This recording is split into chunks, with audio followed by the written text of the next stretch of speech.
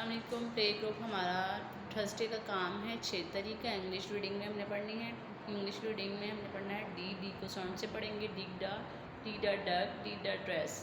उर्दू कायदे में पढ़ना है दाल दरख्त, दाल दा दरवाज़ा, दाल दा दांत। इस्लामिक स्टडी का पेज 5 करेंगे। Question number 1 English Urdu point daily पढ़ेंगे हम। मैथ्स अर्ली लर्नर पेज 11 और 12 आपने करना है, ठीक है। चलिए अब बुक की तरफ चलते हैं। प्ले ग्रुप हमने डी पढ़ना है, डी डॉट डक, ये है डक। डी डा ड्रेस, ये है ड्रेस, ठीक है। ये हमारी इंग्लिश रीडिंग है।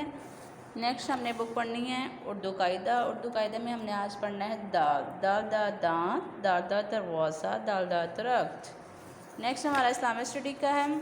इस्लामिक स्टडी की बुक में पेज 5 करेंगे। Question number 1 who made you, sorry who are you.